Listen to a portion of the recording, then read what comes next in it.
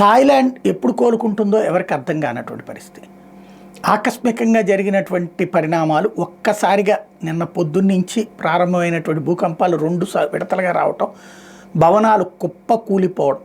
వాస్తవంగా థాయిలాండ్ జీవితంలో అత్యధిక భాగం ఒకటి వ్యవసాయం, రెండవది టూరిజం. టూరిజమే ఫస్ట్ ఆదాయం, ఆ తర్వాత వ్యవసాయం కూడా డెవలప్ చేసుకుంటూ వచ్చింది. అంతకుముందు వ్యభిచారమే టూరిజానికి ఒక ఇంధనం కింద మార్చుకుంది. అక్కడ ఉన్నటువంటి మహిళలతో వ్యభిచారం చేయించడం అనేది అక్కడ కుటుంబాలే చేయిస్తుంటాయి, మగవాళ్ళే చేయిస్తూ ఉంటారు. ప్రపంచం నలుమూల నుండి వచ్చినటువంటి వాళ్ళు సంక్షోభంలో పడ్డ తర్వాతన ఆ పరిస్థితుల నుంచి తట్టుకోవడానికి వచ్చేసారు. అయితే అలా నిదానంగా ప్రపంచ దేశాల వాళ్ళందరూ అక్కడికి వచ్చి సెటిల్ అవ్వడం ప్రారంభించడం, లేదంటే అక్కడ వాళ్ళని ఎంచుకోవడం వ్యాపారాలకి. దాంతో అక్కడ వ్యాపారాలు పెరిగినాయి, ఉద్యోగాలు పెరిగినాయి, ఉపాధి అవకాశాలు పెరిగినాయి.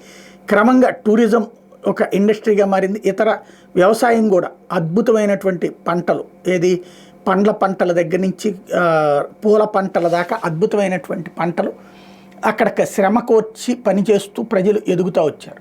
ఇప్పుడు ఈ సందర్భంగా జరిగినటువంటి భూకంపం కారణంగా జరిగిన విధ్వంసం కారణంగా మళ్ళీ కోలుకోవడానికి ఎంతకాలం పడుతుందో తెలియదు. ఎంతకాలం పాటు వీళ్ళందరూ మళ్ళీ వీళ్ళకి డబ్బులు ఎవరిస్తారు, సాయం ఎవరు చేస్తారు, మళ్ళీ పాత రోజులకు వెళ్తారా ఏంటనేది తెలియాల్సి ఉంది.